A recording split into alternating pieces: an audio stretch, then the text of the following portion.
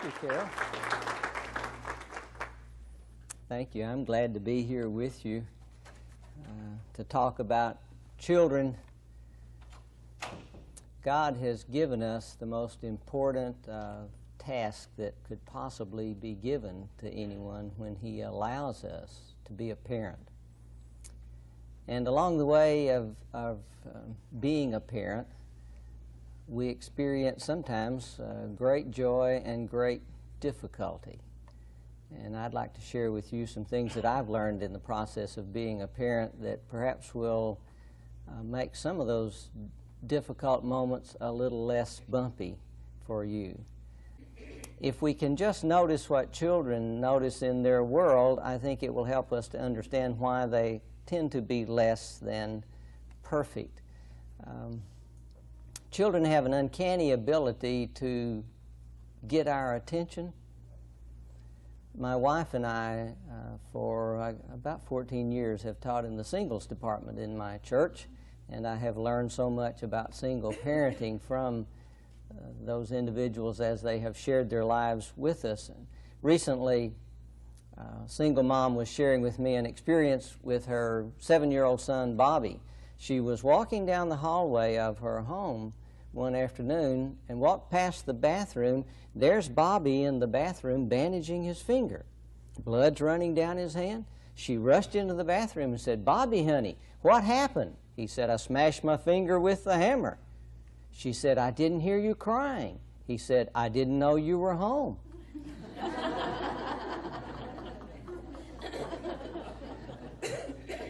They know when it's important to get our attention and how to get our attention.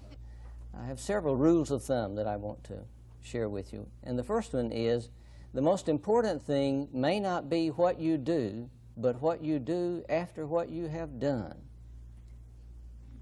Ponder that. I am not a perfect parent. Let me show you how that rule of thumb works. I came home one afternoon from work. It had been a terribly long day. A number of things had gone wrong. When I got home, my wife had headed up to here with our 5-year-old daughter.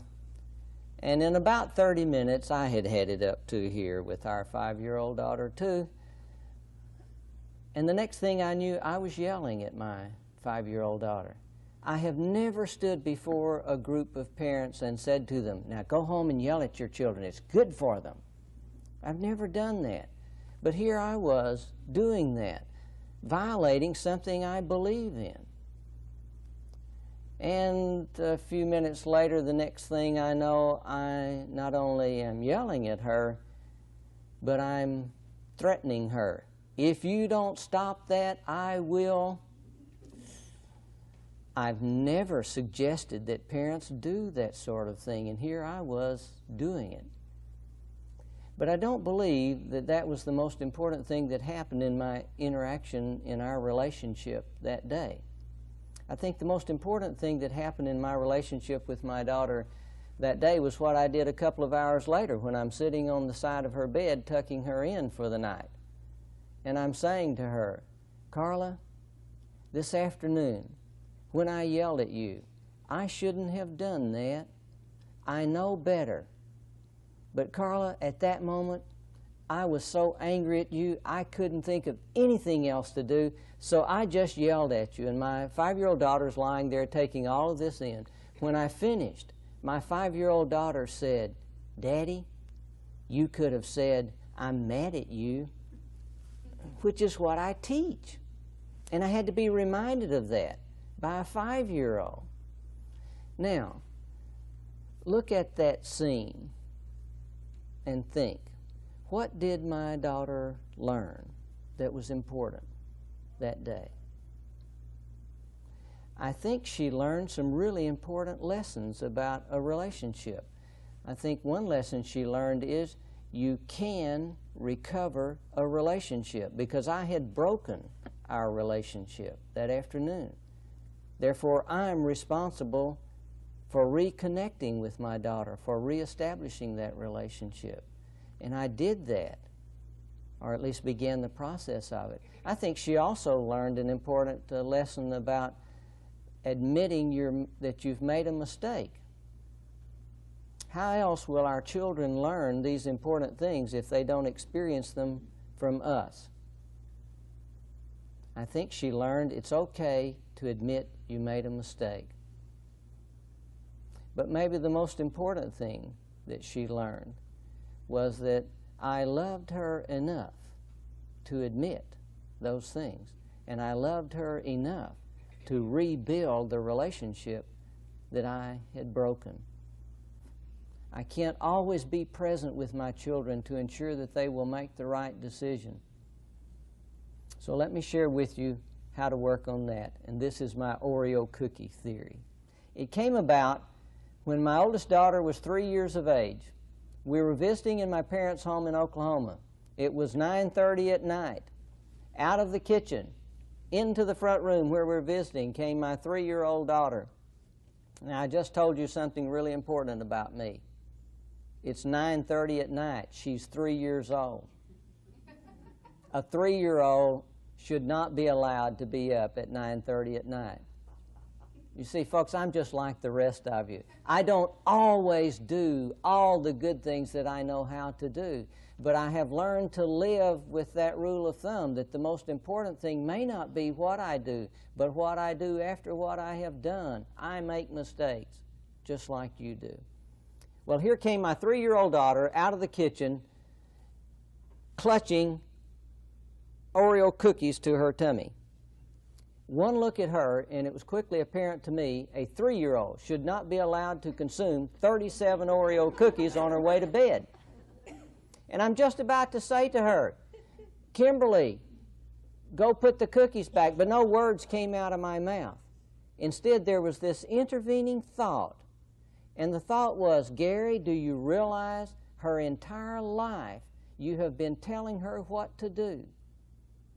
When will she ever learn what it feels like to make a choice? When will she ever learn what responsibility feels like if you keep telling her just exactly what to do? So I said to her,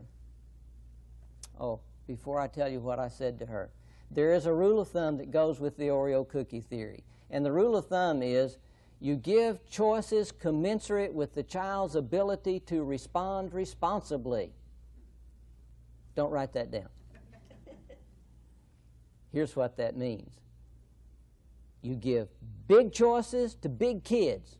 You give little choices to little kids. You don't give big choices to little children. Too much responsibility. This won't seem like much of a choice to you that I gave my 3-year-old daughter, but you must remember, it's the first choice I had ever given her in her entire life. Here she comes across the floor into the living room there, and I said to her, Kimberly, you may choose to keep one of the cookies to eat and put the rest back, or you may choose to put all the cookies back. Which do you choose to do? Stopped her dead in her tracks. She has a choice to process. And I knew she was processing the choice because I was watching her eyes. Have you ever watched toddlers? They think they can see in their minds. She's working this choice over. And she went back out in the kitchen and she came out with one Oreo cookie in her hand. And my Oreo cookie theory was born right on the spot. And I've been perfecting it ever since. Now, you could say, yes, Gary, but what if she had insisted on 2 Oreo cookies to eat? Folks, the beauty of choice giving is you fall back on the choice. I'm sorry, I know you'd like to have 2 cookies to eat, but that's not a part of the choice. The choices are, you may choose to keep 1 cookie to eat and put the rest back, or you may choose to put all the cookies back.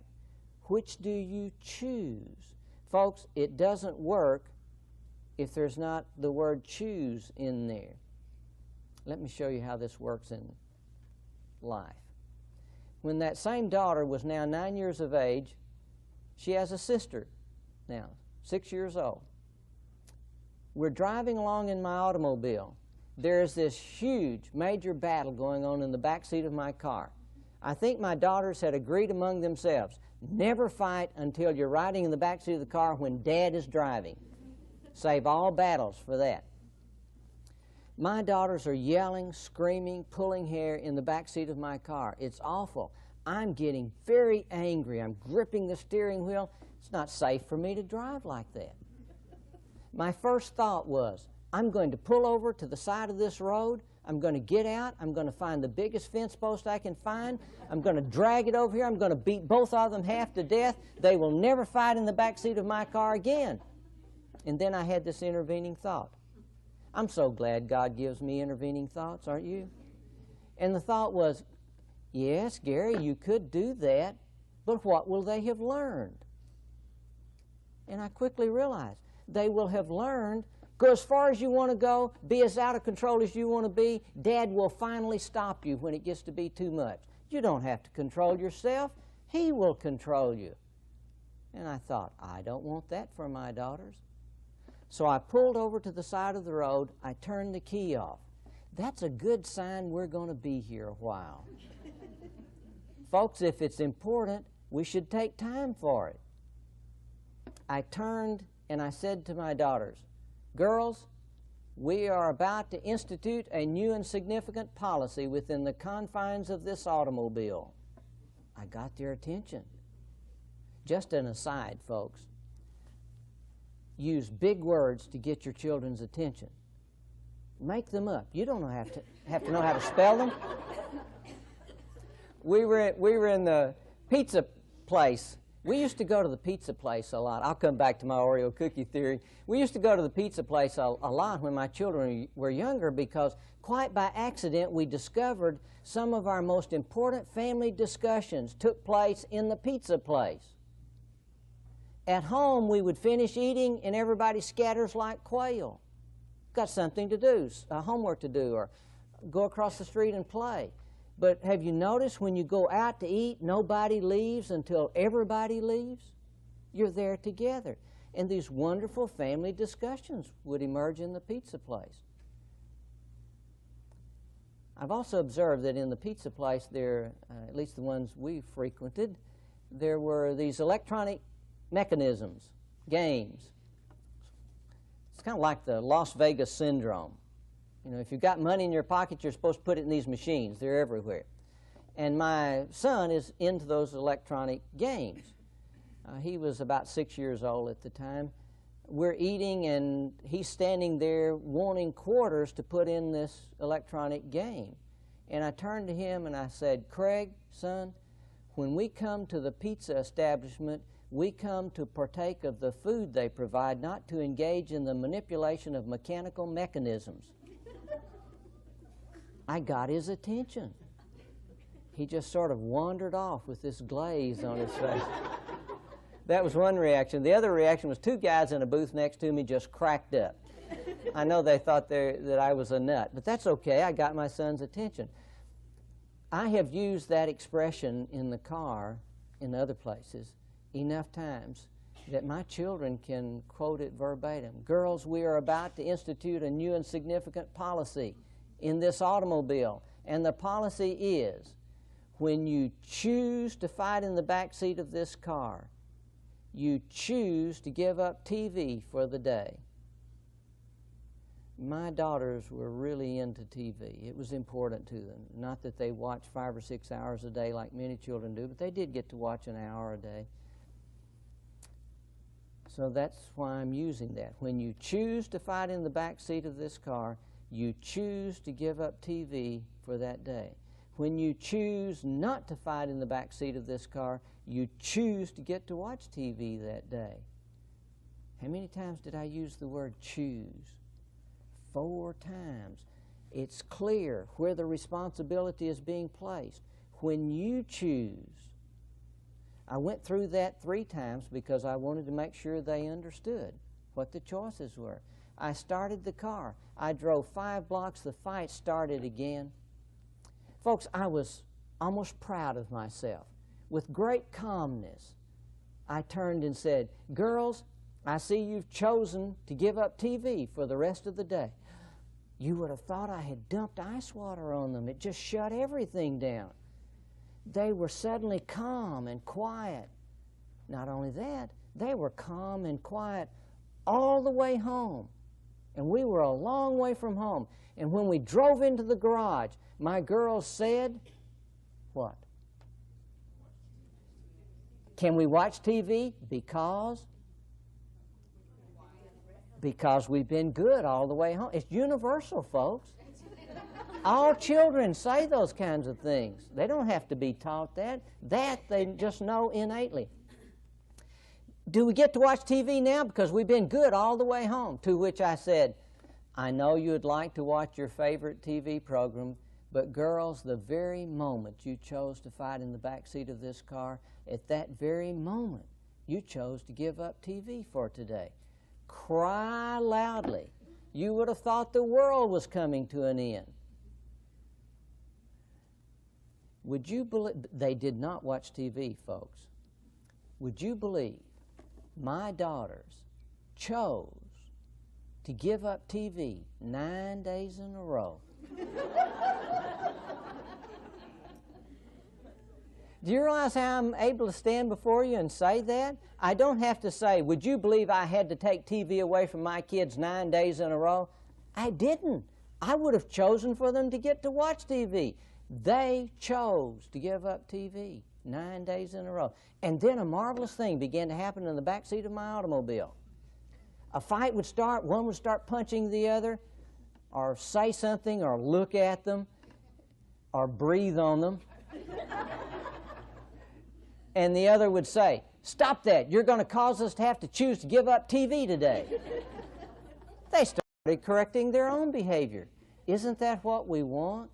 It's called self-control and self-responsibility. That I won't always be there to control them.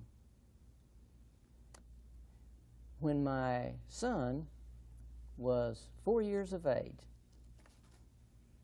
I was walking down the hallway of my home one morning, and there are his pajamas in the middle of the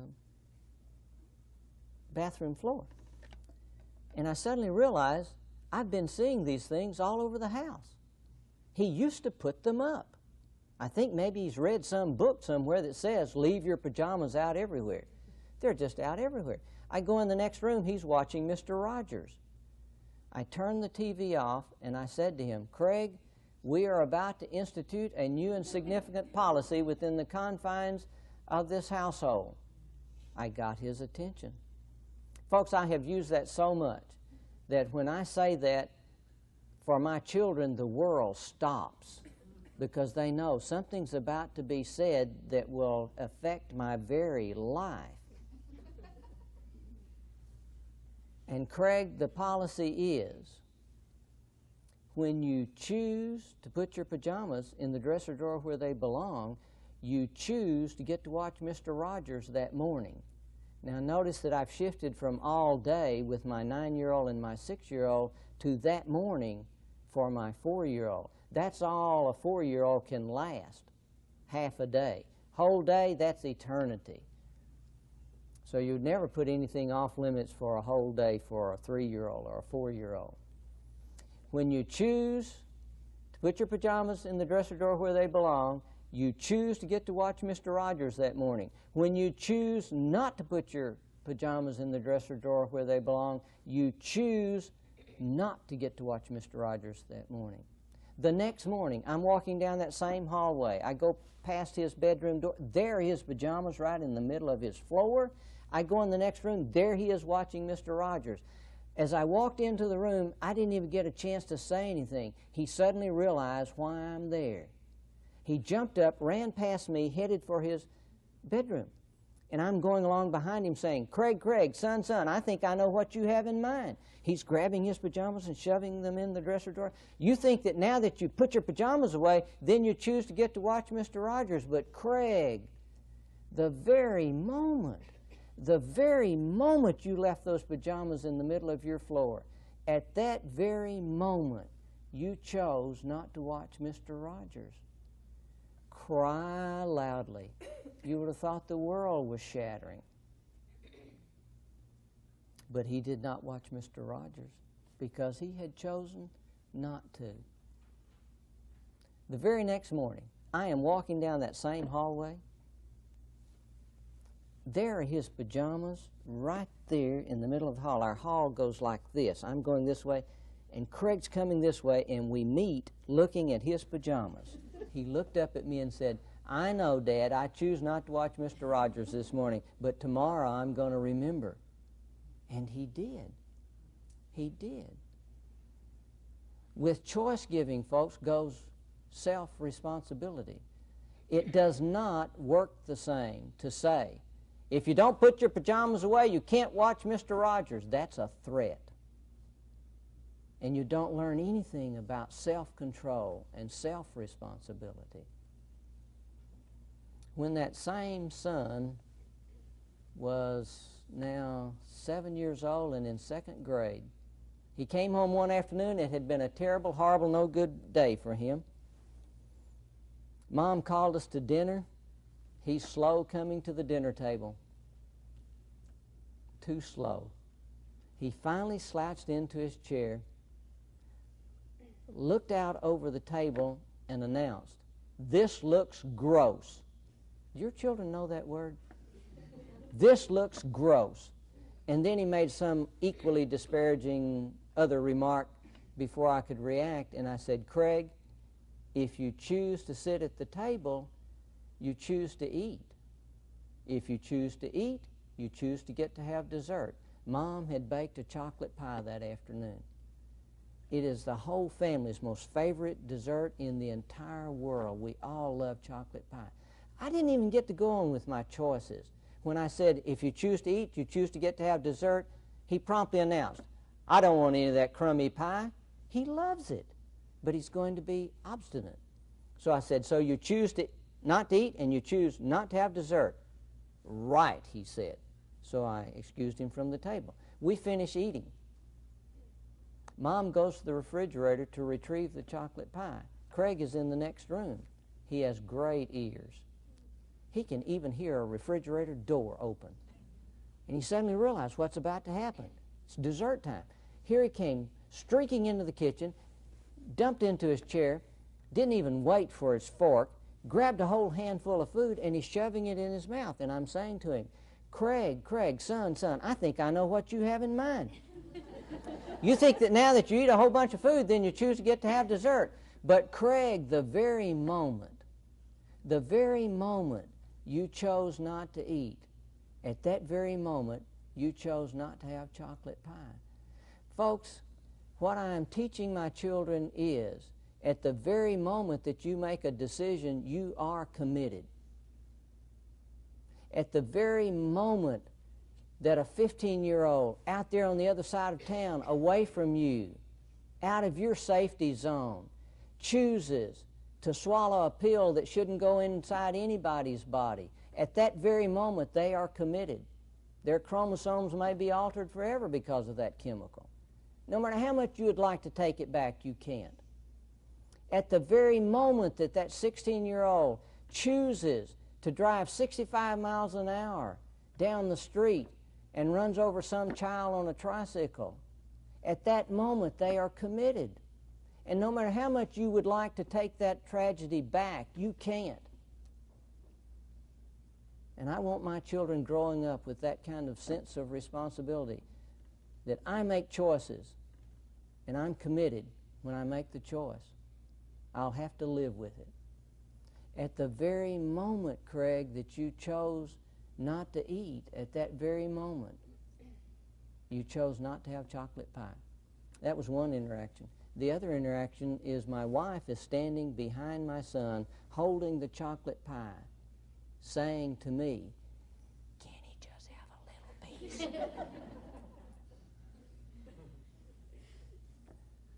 Moms, it's hard to be tough, but there are times when you must be tough. Better to be tough when they're 7 years old and 8 years old and 10 years old than to try to be tough as you may need to be when they're 16 and 17 and it's too late to be tough then. So I took my wife into the next room and I said, "Monisa, 5 years from now, which will have had the greatest impact on our child's life? The fact that he was allowed to consume a little sliver of chocolate pie tonight, or the fact that he was allowed to live with the consequences of his own choice. Folks, when we walk down the road 5 years and look back, it will be crystal clear how we need to react now.